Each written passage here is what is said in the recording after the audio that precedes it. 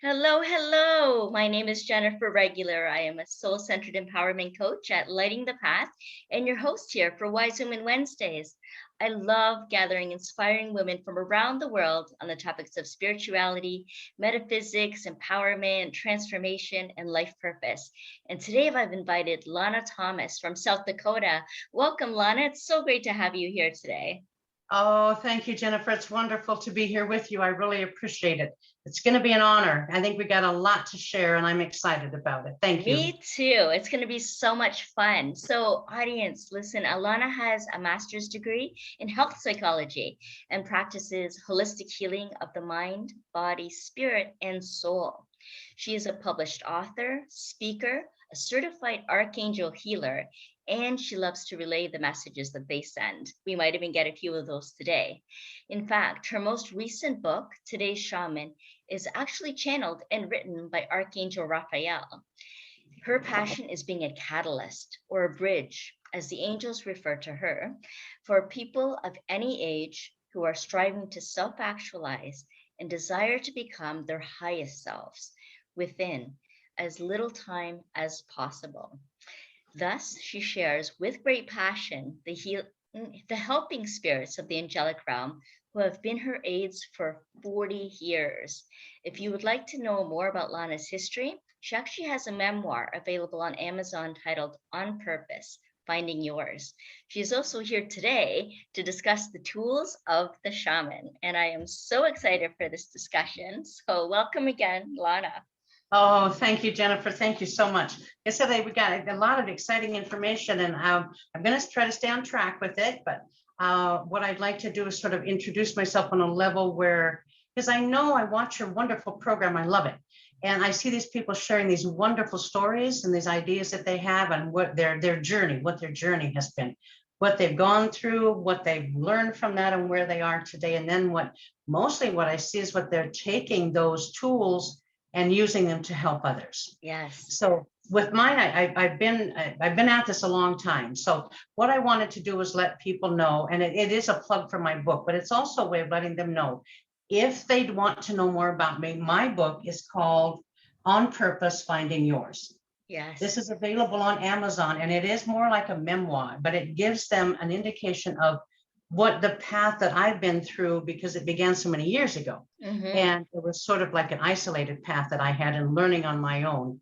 And a lot of that you'll see through the course of this conversation, how we'll bring that back around, because I spent all of those years in pursuit of self and working with all types of angelic beings and etheric beings, and even some ETs, all these different things that have come throughout my life. But what I found out was the most important thing was that I learned to understand myself, that I learned to understand my needs, what my highest and best self would be, and what that would look like, and how I would get there, and how I would stay focused on myself in that, understanding all those aspects. And when I got my master's degree in health psychology, which is it's an unusual degree. I graduated in 2005, and at that point, people were saying to me that they didn't even believe it was a real degree. And what had happened was I didn't want to do the counseling because I felt it could be so depressing for myself. I wanted to have something that was more holistic, because I'm an herbalist and I'm a shaman and many of these things in my history. So I thought if I didn't do it from that respect, I wouldn't honor myself in my totality. So if I wanted to sit in an office and do clinical counseling, I thought it just is not me. So I chose the health degree, psychology, which then I can bring in any aspect of psychology and health and holism, whatever I want to bring into that. So for me, it seemed like it fit very well. Anyway, it is a very valued degree, and there's a huge resurgence of it right now. I've been seeing a lot of things online.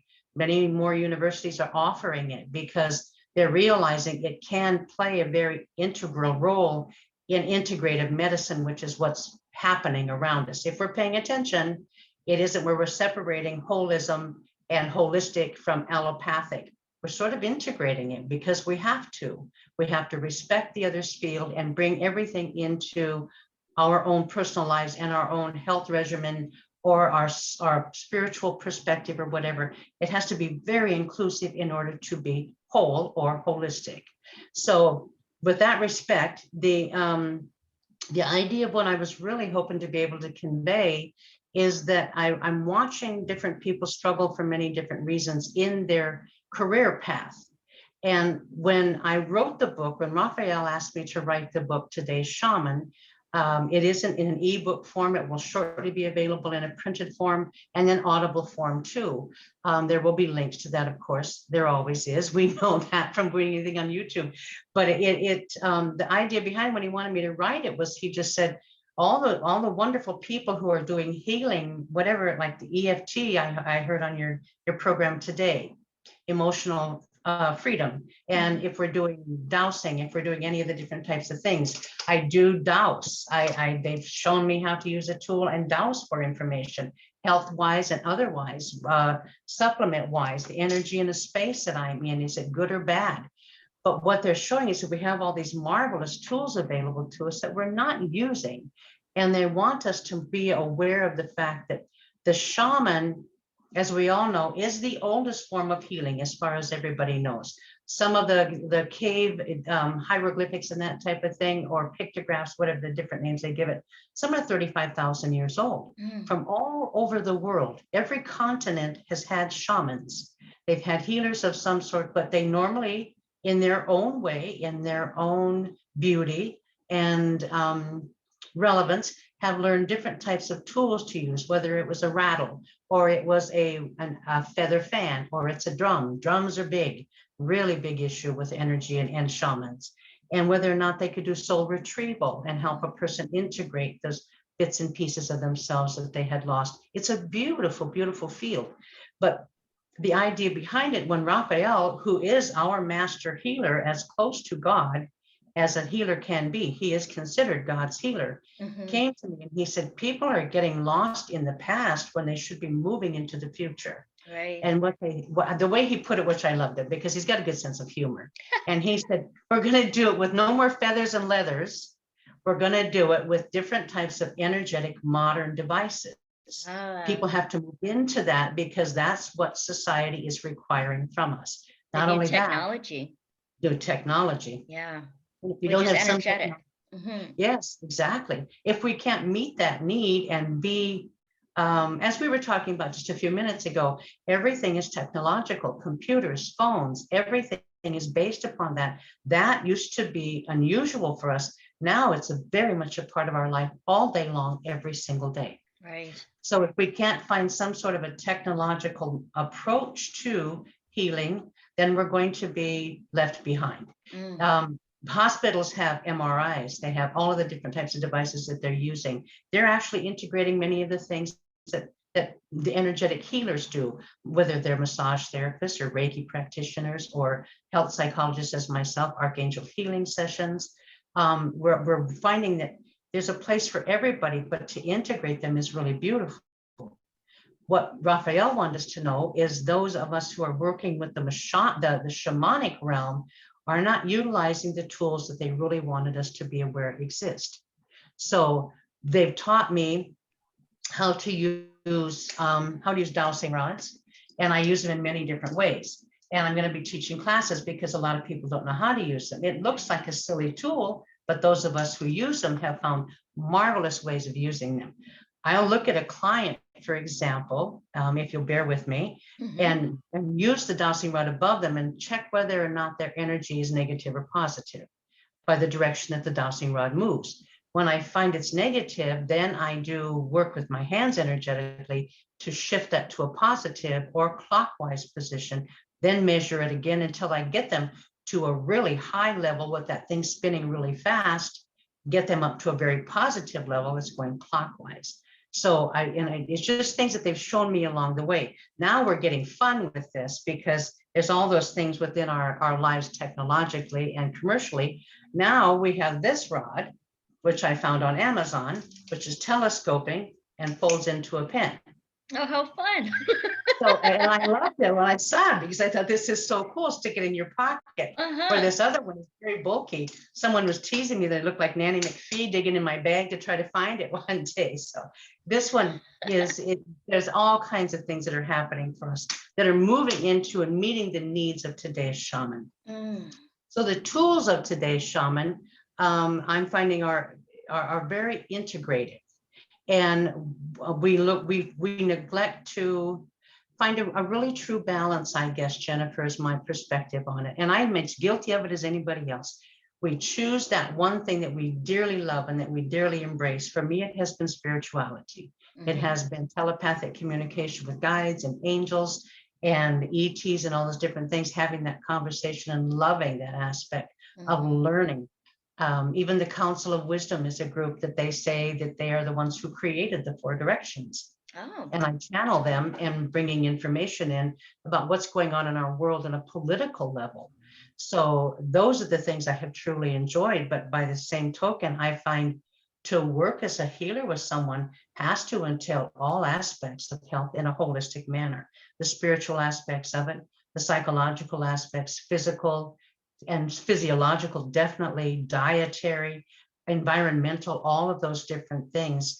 One thing that Raphael had pointed out in that book was he said, you can heal a person if they come into your office and you can use all of these tools and do all of these different things for them and heal that person. But if they go back into the same toxic environment, they're going to lose it. Mm-hmm. And it made perfect sense to me, even if you're going into, like if you're having difficulty in school as a teenager or as a college student, and you don't learn how to cope with that environment. And if they come in and they spend time with you and you were doing a session with them or someone like myself, they feel great when they leave, but they go right back into that same environment. They haven't changed the thought process that caused the problem. Right. They haven't learned how to deal with that effectively. They don't have the coping skills. And so his idea was you're going to have to find a way to help people heal their environments too. So they at that point, that is one of the tools that they showed me, which I'm thrilled with, is the universal feng shui classes that I have online. The tools are symbols. They gave me symbols, broke down the whole feng shui system into symbols, putting them in your home, which each archangel has one, and you enlist their help and just go, you got it. You come in and do everything you want to in my home, anything you want to do in my home, and watched it change people's environments and lives. Wow. So all the different tools that are available to us that they've shown me over the course of years, I know I have too much information to share in one class, but the tools that they wanted me to make people be aware of is that the idea of learning, taking a totally holistic approach to diet and that type of thing. They've shown me how to make a device to structure water, and because water is so important. And if you have looked at any of Masaru Emoto's work, he was around in like 2015, and the fantastic things that he showed us, that water is how it is the most programmable element on our planet. Yeah. The only other one next to that that you can program to preserve you, to protect you, to help you, to heal you is copper. I use a lot of copper. I wear copper because it can be programmed just like water can. All of those aspects, those are tools that we can use as we learn more about them and make it more inclusive and more broadly scoped, rather than just saying, okay, I'm going to be a spiritual person, which my interpretation of the healers from the angelic realms is the stronger you are spiritually and you know that you're headed toward your highest and best self, and you will do that spiritually, the healthier you will be, the more focused you will be, but you still have to maintain that balance of water, hydration. Emoto's work was showing us drink contaminated water, have a contaminated body, have contaminated thoughts, contaminate your water, have negativity around you. When you're 65% water, water's programmable, you're picking up all that negative crap around you. And we're trying to figure out, why are we having such a hard time coping with the world today in this chaos? Yes. And it's really crazy out there. So any one of those tools that we can use in understanding in a holistic perspective, bring whatever tool they've given you that they were to show you as a Reiki is huge in our area. I don't know about Canada. I would think it's probably the same. There's a lot of Reiki masters, and the different things that they're doing, that's actually an Eastern philosophy, the same as feng shui, the same as bringing in all those energetic fields and understanding what those fields do. everything is energy, but the emphasis with Raphael as the psychological aspects of it is, if you have negative thoughts and you can't control them, you're contaminating your body. And the idea is that we don't think that we can control our thoughts. And basically, with my degree in psychology, you have a degree in psychology. The idea behind it is that we go through, if I were to say to you, you need to go see a psychologist, the immediate perception of that with most people is, I don't want to talk about my past. I don't want to be vulnerable. I don't want them to know my story. I don't want them to know all of that about me. They even think that as a psychologist, I read their minds somehow. And they don't want to talk to psychologists. Do you have that experience? I do. I used to when I worked in that field. Yeah. You work in that field, yes.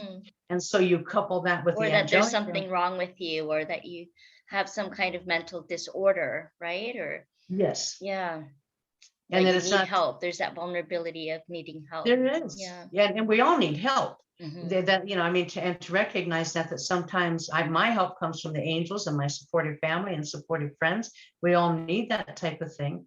But what they were pointing out is that if we don't look at it from a total perspective of not the psychoanalytical, which is really I think it's become a stigma within the field of psychology. Mhm. Because I don't know if you remember the movie Ants. Yes. And how the whole thing was a psychological, poor little crippled guy that everything around him always went wrong because he was vulnerable and he was weak. And the whole kind of the Woody Allen movies were all about neuroses. And it was a big thing for a long time. Freudian point of view, Jungian point of view, and I have the greatest respect for Carl Jung. But the psychoanalytical, we broke it down to all we can do is stay in our past, work through the past, heal the pain. And that's the only way that we're going to get to the point of being whole. And what I really know to be so true is that that isn't true. Because the more that we stay in the past, the more that we're not in the future, and we don't have a conscious thought focusing on where am I today and where am I supposed to be tomorrow. Right. And so we get lost in that pain. And I think it's a lonely place, Jennifer. I really do. It's true that we get an attachment to the past, but some are also very attached to the future. And then in both cases, we lose touch with who we are, where we are right now in the presence, which is our true point of power too, to make those decisions. Because each entry point, each moment is an entry point into the future in which we have an opportunity to create and decide what our future is going to look like. I love the way you put that. That's really important. I really like that. Thank you. Because that's our anchor. And it's the only place that we can control. What I do have a message from the angels, if you don't mind if I read it. Please, it's just a few sentences, but what they wanted me to share was that it's like I said, sometimes the angels they're blunt and they're to the point. And I sometimes tell them that they don't really have an awful lot of tact, but they're going, well, get over it. If you want to blow smoke up your clients' butts and flowers, and then they don't come through. So they're blunt. But what they said to me with regard to how we think about our past and how we think about our present and how our thought lives totally control us is to say, to replace negative thoughts with positive is merely a Band-Aid. And I like that because it's not enough. That's right. Because you haven't dealt with getting rid of what's causing the negativity. To discard negative thoughts with deliberation and force is empowering. So we're in that meaning, the more that you repel them and the more that we don't allow them, the more we stop inviting them into our lives, then you become, you do stay in the present, as you were saying, and that's where you are empowered, is in what we can choose when those negative thoughts to come up to say, I will not participate in that. Or when negativity comes at us in, the media, for example, we can say, I will not participate in that. Exactly. Right. And have that choice and take that deliberate choice, power action to maintain our power. Absolutely. Instead of giving it away to everything around us. So what else did they say? Yeah. The negativity is reward by positive reinforcement of an attentive ear. Now, I don't know if you get what they're saying, or a soft shoulder to cry on. Many times, if we want to go back and continue to look at our past and relive it and relive it and relive it, it's our way. It not only gives us a sense of identity, but it also gives us a lot of attention. But in the psychological field, it's negative reinforcement. It's reinforcing a behavior in a negative way that perpetuates that environment. and that behavior. So the more we talk about our past, I'll give you a really quick example. When I was younger, and I would go and spend time with my friends, and you know, you're sitting around with the girlfriends and having coffee, and you've got babies on your arms, you're just sitting there chat like we do when women get together, and men do too. Men do the same thing. Oh, sure.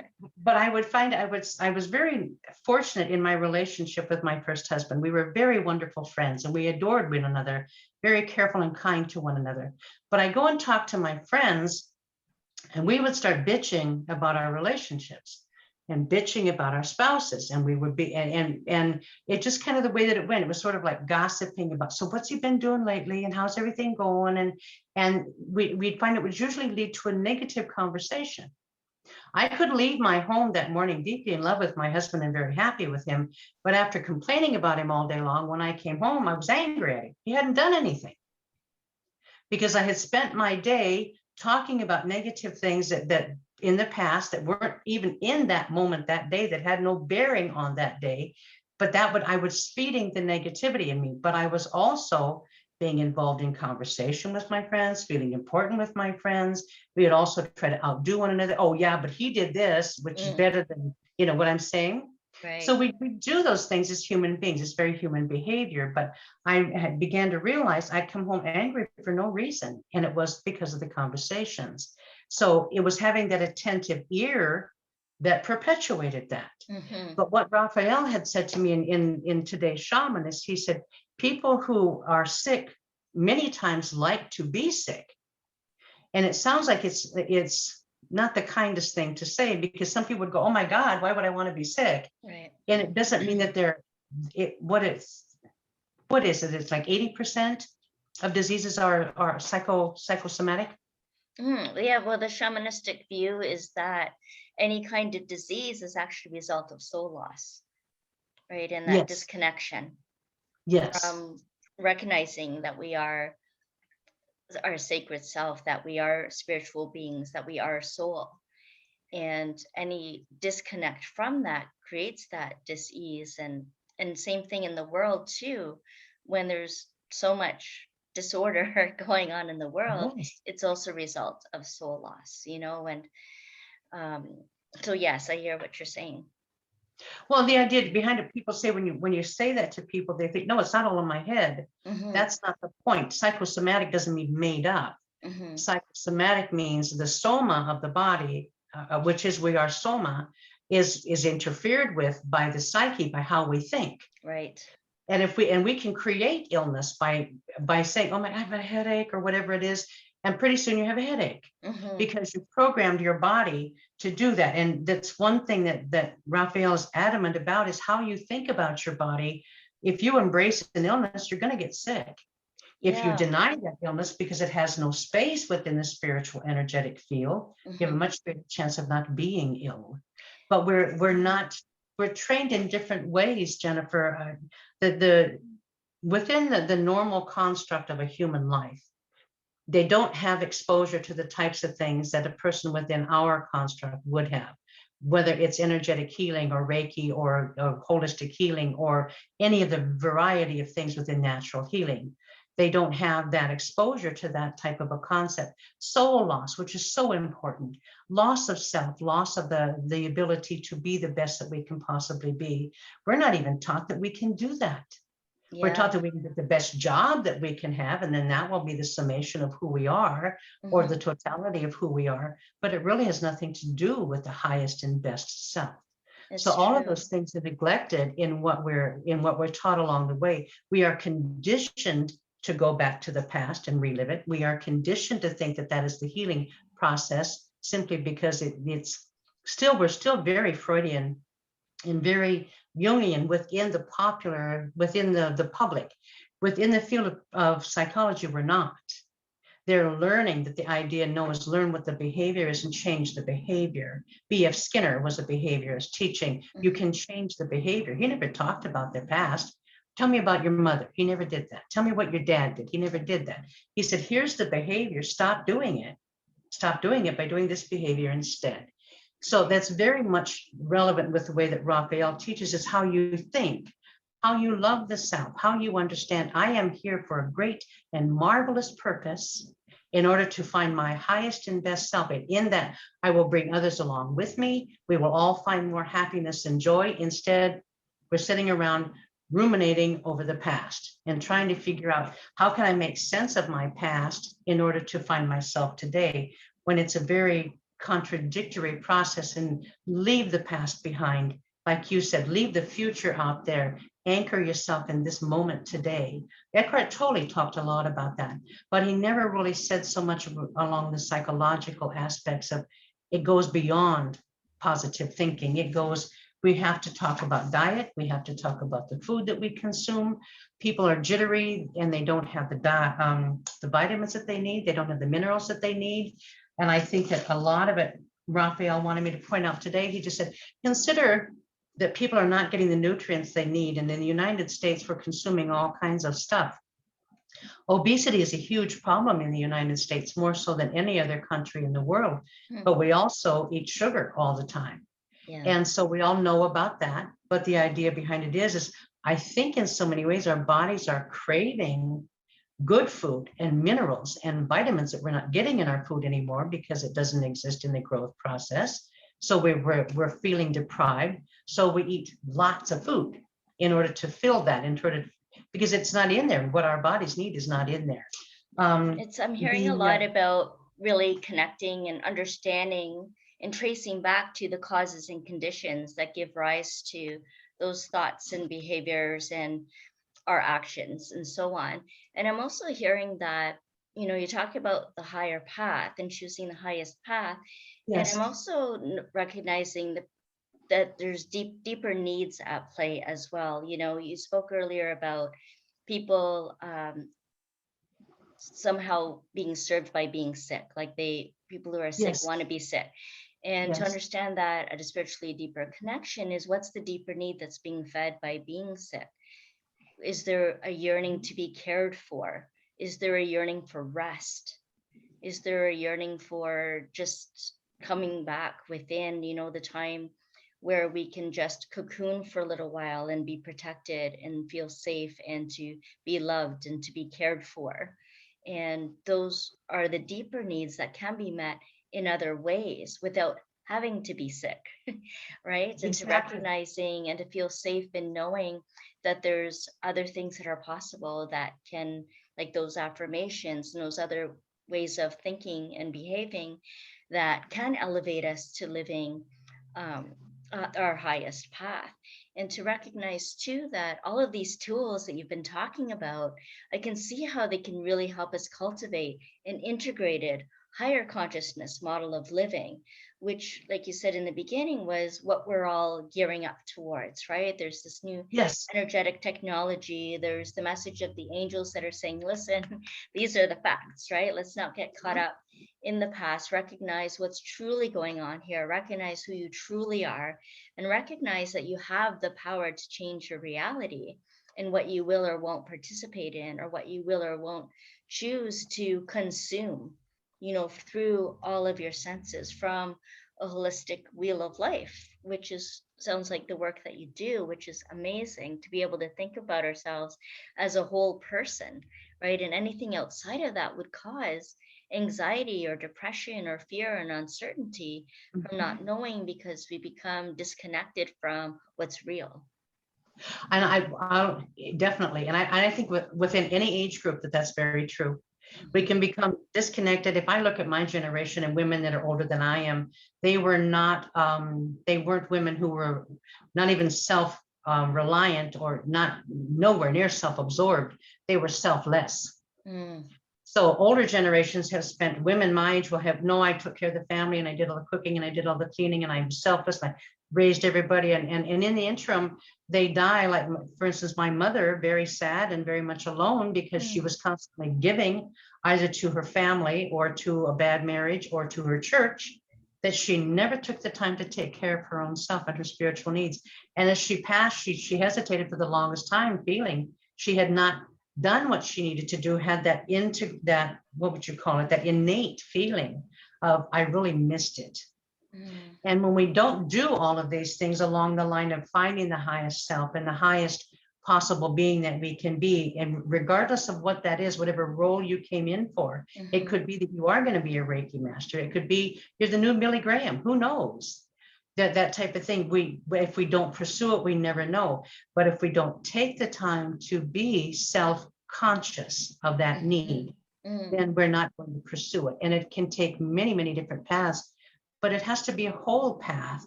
Otherwise, people get caught up in, well, I'll go on TikTok. And if people see me, then it somehow validates that I'm real and I do exist in this whole morass of the chaos that's going on around us. Yeah. If I do something where if I have to be sick in order to get attention, because I need that, I need attention, like you said, love and kindness and support. And if I can get it that way and get ignored other ways, we'll choose a negative route in order to feed that need because we don't know how to find the positive. And within the illness aspects of it in the new healing concepts that Raphael's teaching is to be fully aware of the nutritional needs of the body, extremely important. I do have one book I would really like to, it's, she's got other books out there, but it's Joan Matthews Larson. She's a PhD.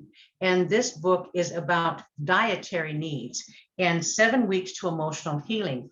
One of her other books is 7 weeks to healing severe addictions. She does it with primarily amino acids. Wow. And when you really look at her research, it makes perfect sense. And I know that the emphasis has been put on that with me, with Raphael and other healers, because our whole gamut of who our existence is, Jennifer, is thought energy. Yeah. Everything is energy, but in the human experience, it's thought energy. And it's very difficult for us to realize that that is basically kind of the sum total of who we are. Our thoughts control our energy field, our energy pattern, its strength, its weaknesses, its vibration, its negativity, its positivity, thought energy. So if we're working with thought and our thoughts don't work right and we can't get them to focus on what we're supposed to be doing, because our synapses aren't working, our neurons aren't firing correctly because we don't have the amino acids to create the neurotransmitters. Succinctly, it can be that simple.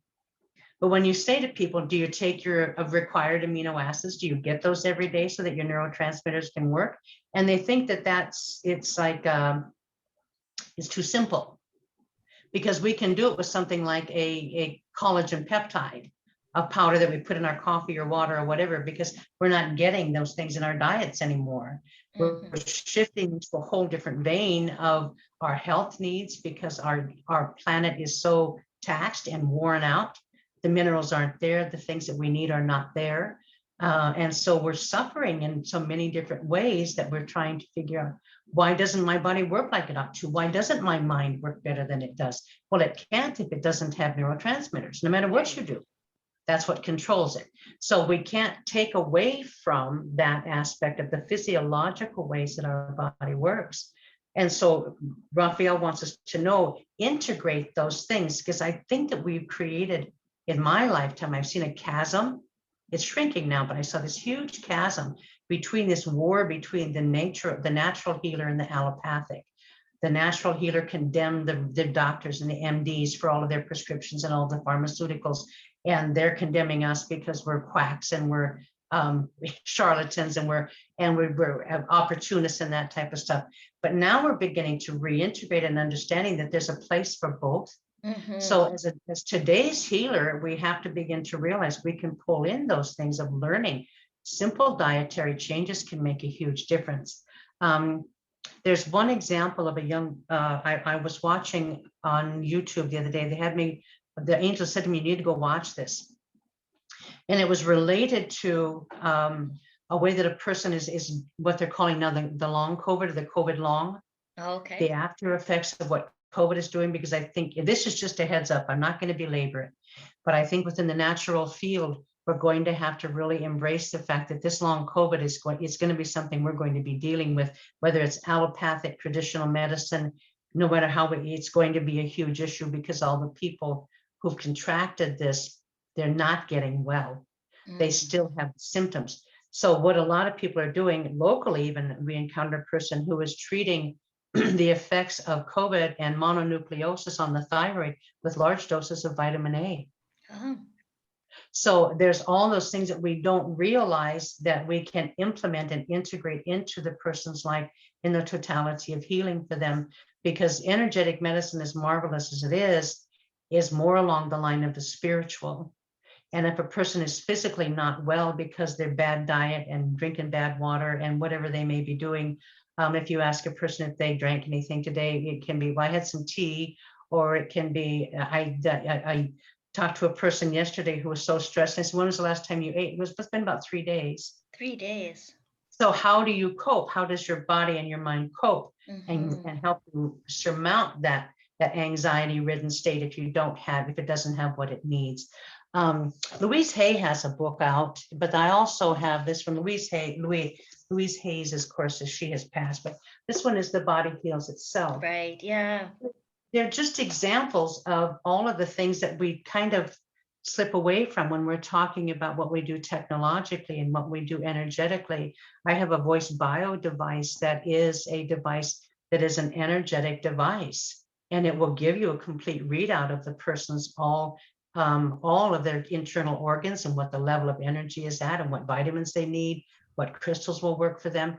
That's an energetic device. But still, if the person doesn't give the body what it needs, it cannot heal. So we're not going to function optimally mentally. We're not going to function optimally physically. And so we're going to have a very huge struggle finding purpose, finding our highest and best self. So those tools that Raphael is offering, and like in the book Today's Shaman, he wrote it, I didn't. If I changed 1 or 2 words, he'd scold me. I didn't say that. Just the facts. Yeah, just the facts. And so when you go back and you read what he's saying, just what the crux of that book is that if people will stop, get in touch with them and begin to connect and say, show me, inspire me, teach me, they're going to show us all kinds of beautiful things coming our way in the future. And I think that they're already there. You mentioned a man, Jim, what did you say his last name was, that does color therapy? Oh, Jim Oliver with his music. Yes. Yeah, and with color, sound, and yeah. Yes. Yeah. Very, very powerful. And they're having me work with that as well. And there's reference to it in the book. But also one of the things that they hinted at, we talked about water.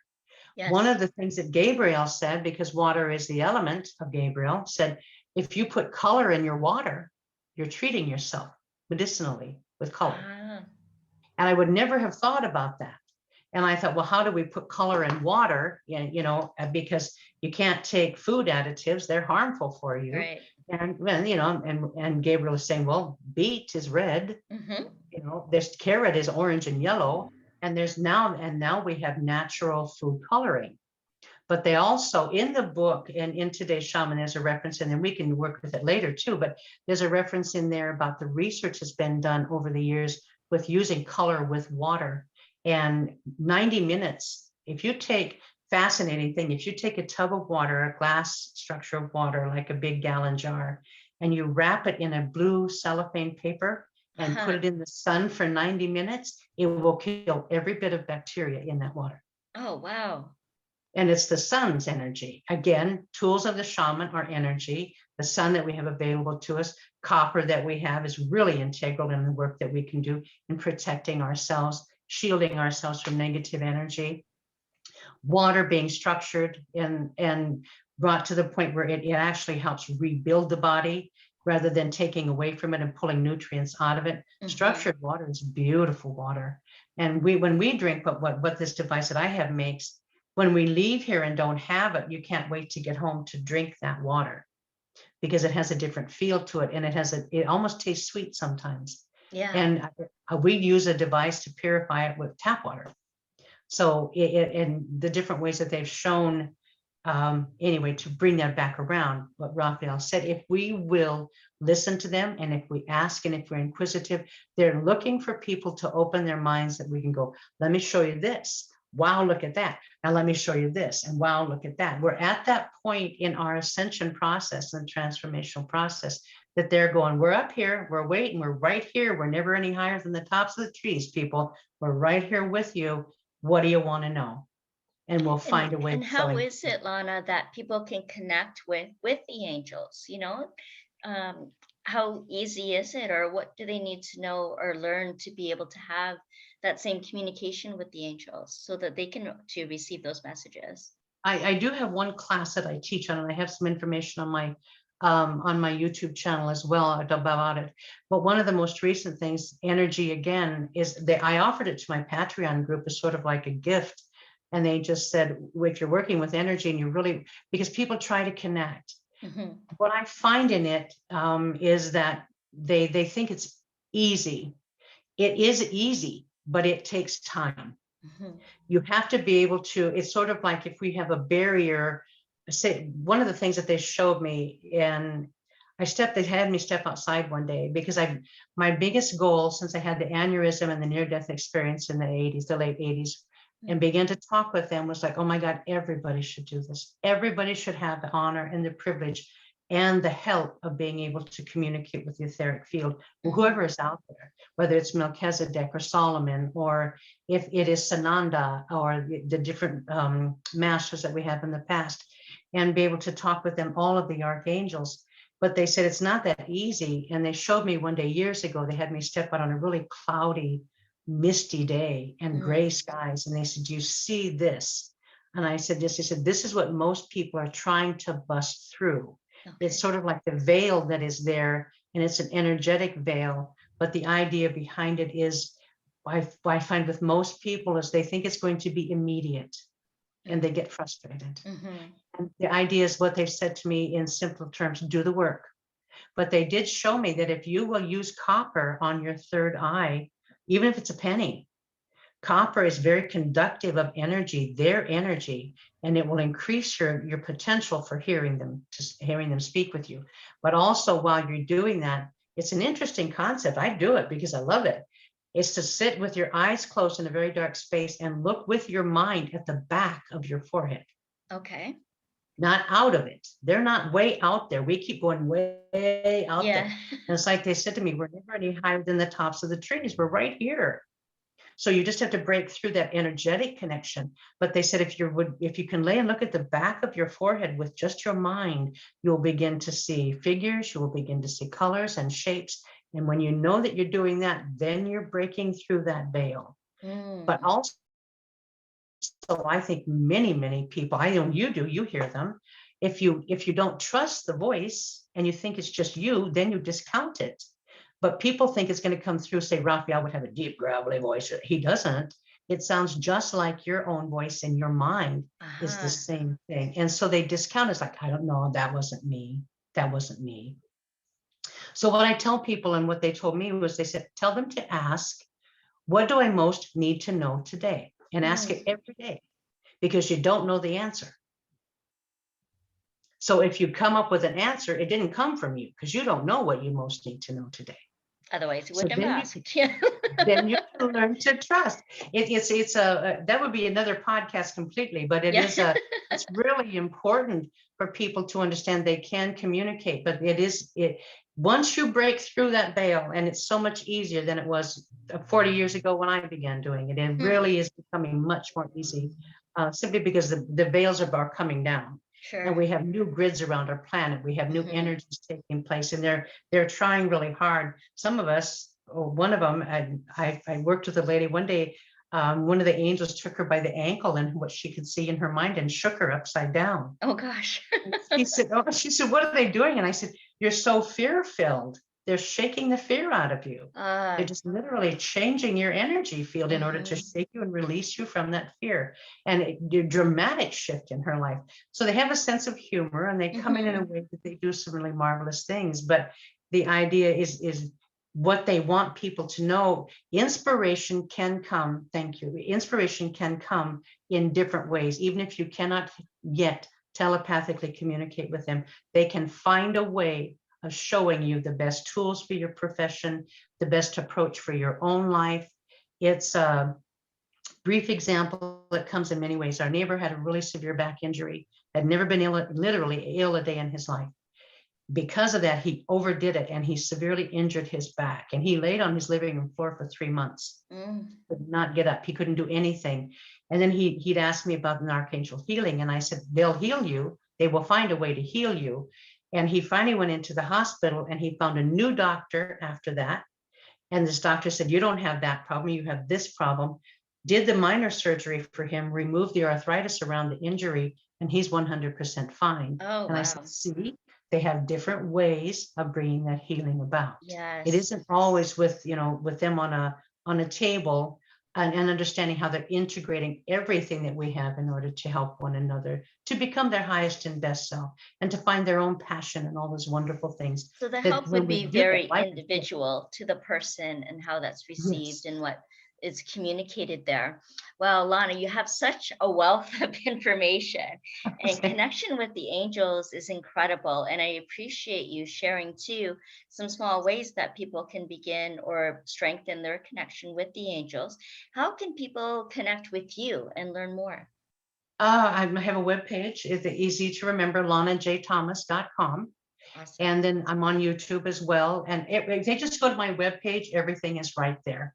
Okay. The voice bio is there. Connections to my 2 books are there. Everything that and to contact me, and all of the different things that are available. How to listen to the YouTube videos with the Council of Wisdom, talking about what's going on today, and they're Yeah. trying to help us through this really trial period. So just my webpage, lanajthomas.com, is so easy. It's New Amazing. And we'll Healing have Institute. those links in the show notes as well. You bring Yes. up the Council of Light. Is there anything in this moment that you're able to share with our audience of something that's being relayed by them? Um, the Council of Wisdom is a group. They contacted me about Mhm. 3 weeks before the announcement of COVID. Mm. And I was going to go north to North Dakota and do some classes up there. And they just contacted me and they said, don't travel, do not travel. And I didn't know what they meant. And I began asking, well, who is this who would tell me not to travel? And I knew it was for my own sake and my own safety. And then they began explaining who they are. And there are 4 of them. I do know their names, but they said that they are, I tried to get them to explain, who are you? Because when they began explaining, I said, boy, you guys are older than dirt. And they said, they said, no, we're older than that. We're much older than that.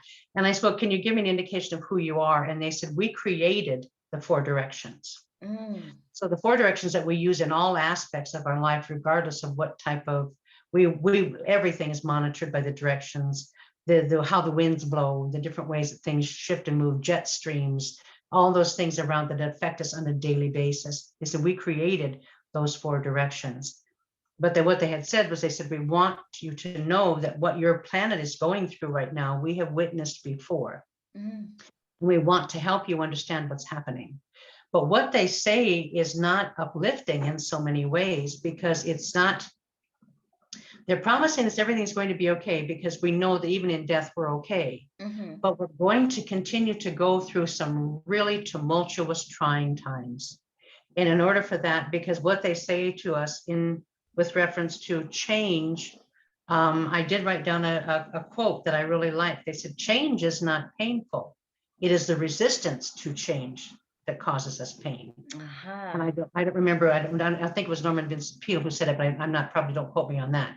But that's what they're talking about.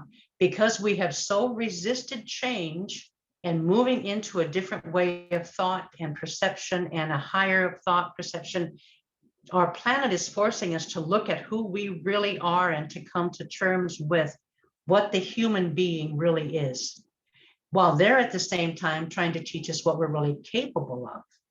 So we're caught between this and that balance, where we're trying to rid our planet and our small little universe of the law of polarity. And we only do that through a unification of the self and understanding our role in the universe. And as our planet matures itself, it's like a teenager within the universe. As our planet itself begins and continues this evolutionary process, we're kind of along for the ride. So everything that you can find that will give you more security, if you work with the angels, if you understand energy, if you understand using devices like a dowsing rod to measure those energies, if you're not intuitive to feel them. I'm not an empath. I don't feel energy. So I needed tools to be able to measure them and check them. And so that's when they began showing me, like, using a dowsing rod for that. But whatever tools we can find that help us move through this, in this transitory process of changing from polarity to more of a unified field like other planets have. The Earth is not designed to have it. This is a place where we learn about that. This will we come here to learn that, and we go through the struggle. But our biggest struggle within the human race, and as a psychologist, if a person doesn't want to change, you're not going to help them. There's nothing you can do.